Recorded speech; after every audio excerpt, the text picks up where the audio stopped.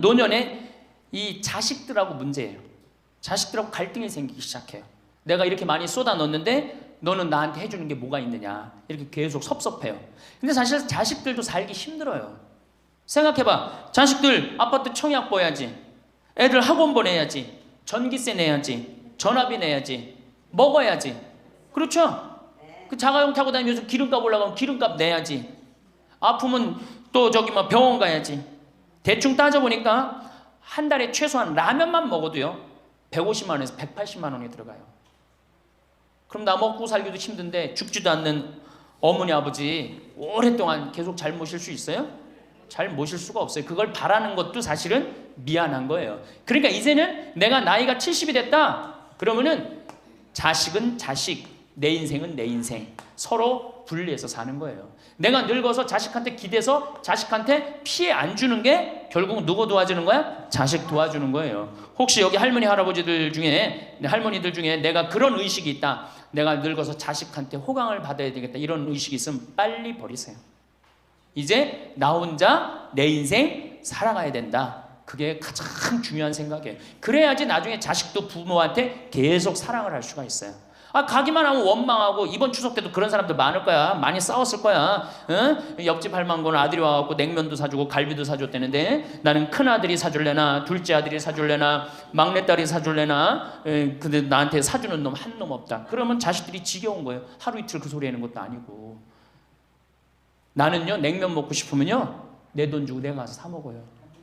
냉면 먹고 싶은 거 누구만 알아? 내가 지금 냉면 먹고 싶은 거 누구만 알아? 나만 아는 거야. 나만 아니까 누가 나한테 사줘야 돼? 내가 나한테 사줘야 되는 거야. 내가 나한테. 누구한테 그걸 사주기를 원해? 70, 80이 돼서. 그래서 제발 재산, 집 자식한테 물려줄 생각하지 말고 집 은행에 담보로 맡기고 다 쓰다가 통장에 얼마만 남기고 주고? 이제 교육의 효과가 나옵니다. 500만 원만 남기고 죽어요. 모자라는 거는 뭘로 충당하면 돼? 부조금으로 충당하면 돼. 그 죽을 땐 어떻게 죽어?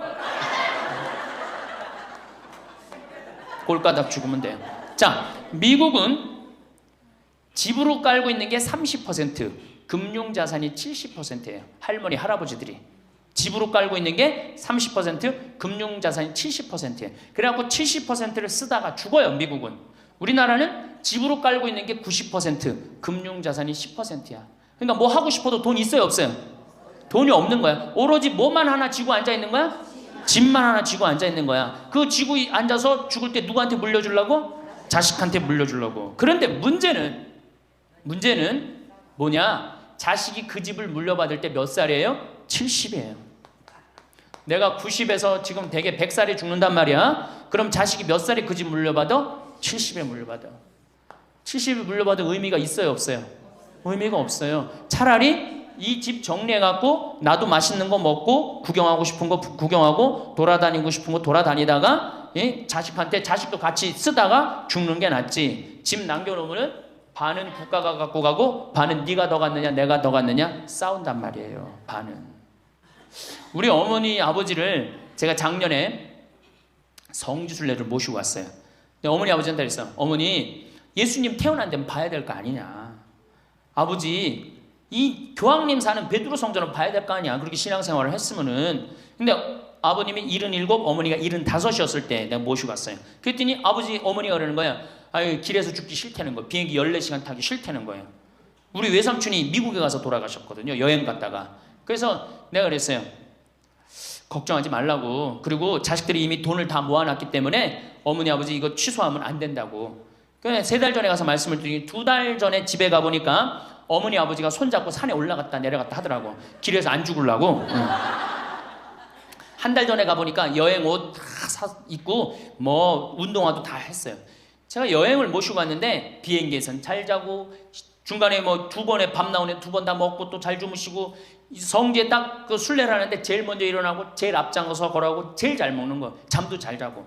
누가 77이라고 그래요. 그래갖고 토요일날 밤 10시에 집에 들어왔어요. 한국에 들어와갖고 나하고 한 15분이 우리 어머니 아버지하고 성주순례를 갔는데 다음날 10시에 내가 전화를 했어요. 10시에 전화를 했는데 성주순례 갔다 온 분들 다 괜찮은가 확인했는데 다 비몽사몽 전화를 받는 거예요. 40대 50대 된 분들이 갔었는데, 근데 집에 전화했는데 어머니 아버지가 전화를 안 받는 거예요. 걱정이 되고 계속 전화를 했는데 2시에 이제 통화가 됐어요. 아유, 왜 전화를 안 받느냐고. 아버지는 약수터에 물 들어가고요, 어머니는 머리하러 가신 거야. 그렇게 13일 동안을 여행을 갔다 오고 다음 날도 안 죽어요. 지금 77, 75 말도 아니에요. 그렇게 모시고 여행을 갔다 왔더니 지난달에 내가 집에 가고 어머니 아버지하고 점심 같이 갈비 먹었어요. 그야말로 갈비를 먹는데 어머니가 그러는 거예요. 신부님, 작년에 신부님이 저기 막 성주순례 유럽 갔다 온다고 여행 가방을 이쁜 걸 사주었는데 집에 그 여행 가방이 이렇게 앉아 있는데 여행 가방이 너무 아깝다고. 저 여행 가방이 또 가자 이거지, 또 가자 이거지. 그래서 제가 그랬어요. 알았다고. 올해는 경제가 어려우니까 내년에 내가 모시고 가겠다고. 내년 모시고 갈 계획이에요. 왜? 이제는 인생이 휴가란 말이야. 휴가니까 정말로 인생을 즐겁게 살고 좀 하느님께 영광 드리고 감사하면서 살다가 떠날 때 부조금은 어머니 이름으로 부조금이 들어오면 어머니 이름으로 과원에 집 한 채 져줄 거고, 아버지가 돌아가시면 아버지 이름으로 집 한 채 드리고, 그리고 아무것도 남기지 않고 가시는 거예요. 그게 멋있는 거예요. 그러니까 제발 욕심을 버리세요. 내 자식, 내 새끼 이 욕심을 버려. 우리가 하늘나라를 지향하는 사람들은 아니야? 근데 뭐 이렇게 세상에 욕심이 많아. 하늘나라에 지향하는 사람들이. 그러니까 돌아가실 때는 누구한테 돌아가? 난 이 돌아간다는 말 참 좋아해요. 죽었다는 말보다 돌아간다는 말을 참. 어디로 돌아가? 하느님한테로 돌아가는 거예요. 돌아갈 때는 하느님한테 돌아갈 때는 좀 자신 있게 돌아가야 될 거 아니야. 세상에 다 묻어놓고 그냥 빈털터리로 너 나한테 한 게 뭐 있냐? 난 자식한테 다 주고 왔습니다. 하느님, 내가 고아원 아이들 정말로 정말 엄마 아버지 없는 아이들 위해서 집 한 채 져주고 왔습니다. 나보다 훨씬 더 불쌍한 할머니 할아버지들 위해서 집 한 채 져주고 왔습니다. 이게 나요? 내가 자식한테 물려주는데 국가가 반 갖고 가고 자식이 갖고 싸웁니다. 지금 이게 나요? 어느 게 나요? 이렇게 얘기해도 집에 가보면은 말짱 노름먹여요. 자, 그래서 우리 할머니들 제발 내가 자식한테 집 물려준다는 생각하지 말고, 그거 아까 조사해보니까 4억에서 5억 정도 한다며요. 내일 집에 돌아가면 바로 은행에 가세요. 응? 그래갖고 바로 은행에 잡혀갖고 한 달에 2억이면 20년 쓸 수 있어요. 한 달에 200만 원. 그러니까 100만 원씩. 한 달에 100만 원이면 쓸만해, 안 쓸만해요? 쓸만하죠? 예, 그건 뭐 내가 이제 다음 시간에 말씀을 드릴 거예요. 자, 외롭고 친구가 없고 그 다음에 자식하고 관계가 안 좋아져요. 그 다음에 나이를 먹으면은 몸이 여기저기 아파요. 잘생기고 이뻤던 얼굴에 검버섯이 피죠. 그렇죠? 곱고 이뻤던 얼굴이 쭈글쭈글해지고, 그렇죠? 예. 당뇨병이 생겨서 기력도 빠지고, 관절염이 생겨서 무릎도 아프고, 골다공증이 생겨서 넘어지기만 해도 뼈가 부러지고, 심장병도 생기고, 또 치매까지 걸리면 자식인지 누군지 구분도 못하고, 예? 여기가 하늘인지 땅인지 그것도 구분 못하고, 고혈압으로 쓰러져갖고 다리 한쪽 질질 끌고 다니고, 그런 거를 주위에서 자꾸 보면 자꾸 자신감이 있어요, 없어요? 없죠? 그런데 이런 사람들은 극히 드물다는 거예요. 미국의 95%는 건강하게 살아요. 그리고 여기 있는 할머니들은 지금 안양에서부터 여기까지 관광버스 타고 2시간 반 동안 왔죠? 그러니까 여기 있는 할머니들은 적어도 100살까지 전혀 문제없이 살 할머니들이에요. 100살까지. 왜? 지금 근력이면 100살까지 관리만 잘하면 100살까지 산단 말이에요. 관리만. 그리고 살다가 죽을 때는 어떻게 죽을 수 있는 가능성이 많은 할머니들이야? 꼴가닥 죽을 수 있는 가능성이 많은 할머니들이에요. 자, 그러니까 할머니들이 이제 운동을 잘 하셔야 돼요. 그냥 늙었다고 난 늙었다 이걸로 끝나는 게 아니에요. 우리 할머니들, 며느리들한테 섭섭한 할머니들 많죠? 100명이면 99명이 며느리한테 섭섭해요. 100명이. 맞죠? 네. 아유, 솔직해네. 비산동 할머니들이. 왜 내가 100명이면 99명이 며느리한테 섭섭하냐면, 내가 고해성사를 들어보면요, 내가 비산동에 있을 때 16,000명이었지 교우들이. 고해성사 무지하게 많이 들어봤어요. 할머니들이 오면 고해성사의 100%가 다 며느리 욕이에요. 며느리 욕. 뭐 며느리가 얼마나 못되게 한 거 뭐 다 얘기해요. 그럼 내가 뭐라고 그래? 할머니, 요새 젊은 것들이 버릇이 없어서 예의 없이 자라서 그러니까 할머니가 이해하라고. 할머니 며느리만 그런 게 아니라 다 그렇다. 예. 그 며느리들은 들어오면 나한테 뭐라고 고해성사할 것 같아? 시어머니 때문에 미치겠다고 그러는 거예요. 시어머니 때문에. 그럼 내가 그 며느리들한테 뭐라고 그럴 것 같아요? 늙으면 다 그러니까, 니네 집만 그런 게 아니다. 늙으면 다 그러니까 신경 쓰지 말아라. 제가 그래요. 어쩔 수 없는 거예요. 어쩔 수 없는 거예요. 자, 그런데 할머니들하고 며느리들하고 입장을 조금 생각을 해봐. 자, 우리 할머니들 자식들 키웠을 때, 태어났어. 막 손가락에 꼬무락거리고 막 저기 막 옹알이하고 이뻐요, 안 이뻐요? 아, 이놈이 일어났어. 뻗떡. 그래갖고 걸으면 한 걸음 뛰었을 때 흥분돼요, 안 흥분돼요? 흥분되죠? 걸어. 그럼 기가 막히게 행복하죠? 그 행복은 아마 생각해봐. 기가 막히게 행복했을 거야. 거기다 엄마라고 그래봐. 어때요? 막 죽지. 엄마라고 그러면은 막 죽어. 엄마라고 그러면은. 거기다가 이제 애가 가방 들고 막 학교 갔다가 뛰어왔다 하고, 이놈이 키가 중학교 고등학교 됐는데 나보다 더 커져. 뿌듯해요, 안 뿌듯해요?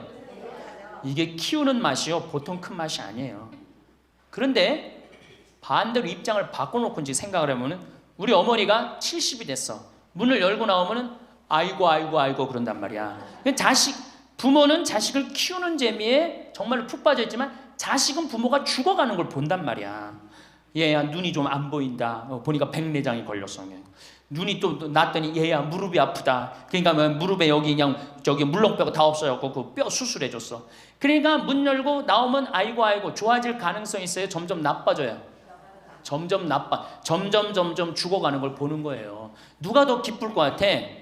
자식을 키울 때가 기쁠 것 같아? 죽어가는 부모를 보는 게 기쁠 것 같아요? 여기는 안타까움, 짜증, 의무감 이런 게 들었어. 여기는 기쁨이 있고. 그러니까 우리 할머니들 자식들한테 나한테 왜 이렇게 섭섭하게 하나 원망할 필요가 없어요. 그 죽어가는 걸 보는 건 그 슬픈 거예요.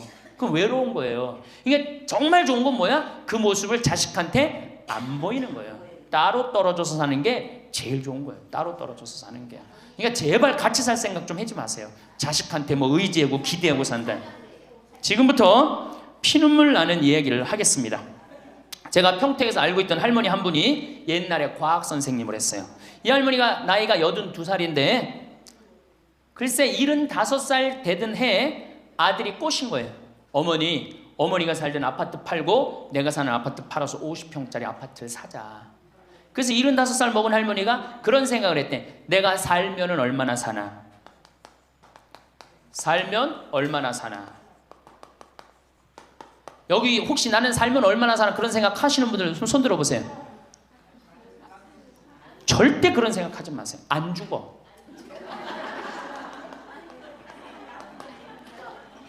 얼마 전에 102살 먹은 할머니한테 인터뷰를 했어요. 기자가. 할머니 제일 후회스러운 게 뭐예요? 그랬더니 70살에 그랬대. 내가 살면 얼마나 사나? 내일 모레면 죽겠지. 그런 생각을 했대요. 그래서 자식들이 어머니 어디 여행 갑시다. 그럼 내가 살면 얼마나 사는데 무슨 여행이냐. 니네들이나 갔다 와라. 난 여기 있을 테니까. 그러는데 80이 돼도 안 죽더래요. 80이 돼갖고 그런 생각을 했대. 이젠 진짜 내일 모레면 죽을 거다.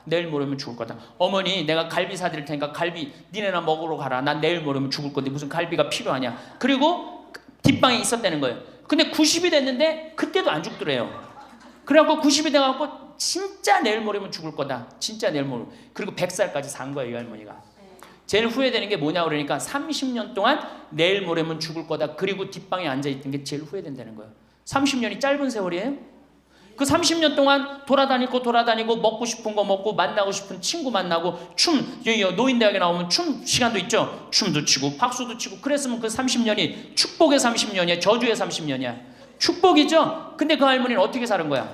저주의 30년을 사는 거예요. 어쨌든 이 할머니가 내가 살면 얼마나 사나. 손자 얼굴이나 보고 자식이나 밥이나 먹고 같이 살아야 되겠다. 그리고 그 집을 팔아갖고 아들 이름으로 다 해주고 들어온 거예요. 들어오는 순간 자식하고 살아요? 누구하고 살아요? 며느리하고 살죠. 며느리가 그동안 시어머니하고 안 살았는데 학교 선생님을 했으니 얼마나 꼬장꼬장해요. 챙견을 얼마나 하겠어. 이거 챙견 저거 챙견. 그래 며느리 미쳐 안 미쳐? 미치죠. 며느리 성당도 나가기 싫은 거. 시어머니 열심히 나가는 성당. 그러니까 어떻게 해? 성당 안 나가는데 성당 안 나간다고 또 욕하고. 그러니까 점점 원수가 되는 거예요. 그러니까 며느리가 나 어머니랑 밥 먹는 거 체하니까 안 된다. 어머니 들어가갖고 방에서 들어가 먹어라. 밥도 같이 못 먹는 거 방에 들어가고 혼자 먹는 거예요. 손자하고 밥 먹으려고 합쳤는데 구박을 받는 거지. 하루는 날 찾아와서 신부님 머리 좀 만져보라는 거예요. 머리를 만져보니까 혹이 이렇게 2개가 났어. 보온병으로 며느리가 때린 거예요. 아니 60 먹은 며느리가 80 먹은 며느리랑 싸우면은 누가 이겨요? 60 먹은 며느리가 이기게 돼 있어요. 30대 며느리는 울면서 참지만 60대 된 며느리는 안 참아요. 같이 싸우지. 그래갖고 혹이 이렇게 2개가 나서 왔어요. 할머니 왜 그러고 사냐. 나하고 저 소송 걸자. 그럼 지금 아파트가 8억이니까 할머니 25평 그쪽 25평이니까 4억이니까 할머니 4억 찾아갖고 우리 집 오면은 내가 죽을 때까지 평창에서 모시고 살겠다. 4억이면. 그래 82이니까 100살까지면 4억이면 살거든요. 그래 살자. 그래갖고 나하고 고소장을 다 썼어요. 학교 선생님이랑 얼마나 잘 썼는지 몰라. 그래갖고 재판 날짜를 이제 잡아갖고 변호사 다 해갖고 보냈어. 재판이 지나고 났는데 1주일이 돼도 안 나타나고 2주일이 돼도 안 나타나는 거야. 한 달 만에 성당에 나타났어. 제가 할머니 어떻게 된 거냐 그랬더니 재판하는 날 아들이 무릎 꿇고 어머니 재판 취하해 좀 내가 잘 모시겠다고. 그래서 취하를 했다는 거예요. 그게 취하를 한 거. 그래 할머니 그럼 나한테 뭐야 나를 나쁜 놈으로 만들었느냐. 자식 욕하고 며느리 욕하게 만들었느냐. 신부님 자식이 이기는 부모 어디 있느냐고. 자식이 잘하겠다는데 어떻게 내가 그거를 우기느냐고. 이미 80 넘어서 자식 아니에요. 왼수예요 왼수. 그래갖고 할머니 이제 자식한테 맞고 살던 나한테 찾아오지 말아라. 3달 됐는데 새벽에 전화가 왔어. 신부님 저 마리아예요. 그래서 어떻게 된 거냐 할머니 왜 성당 요새 안 나타나느냐 그랬더니 그 집에 사는 게 너무 괴로워서 스스로 전라도에 있는 양론에 들어간 거예요. 자식한테 재산을 주면 3가지를 잃어버려요. 첫 번째 자식을 잃어버려요. 2번째 본인의 인생을 잃어버려요. 3번째 재산을 잃어버려요. 그러니까 우리 할머니들은 자식도 안 잃어버리고 인생도 안 잃어버리고 재산도 안 잃어버리려면 어떻게 해야 돼? 자식하고 따로 내가 가지고 있는 은행에 가서 담보로 넣고 그거 다 쓰다가 죽는 게 제일 좋은 거예요. 자식한테 피해 안 주고. 그러면은 신부님 나 늙어서 죽을 때 어떻게 해? 늙으면은 남들이 알아서 해주겠지 이런 생각한단 말이야. 그래서 내가 항상 하는 얘기가 거지 근성을 버려라. 남들이 뭘 알아서 해줘. 늙은 나를 누가 책임져줘? 누가 책임져야 돼? 내가 책임져야 돼요. 그래서 내가 공부하고 내가 따라다니면서 배워야 돼. 그래서 60부터 64살까지 정규학교를 다녀야 돼. 이런 거.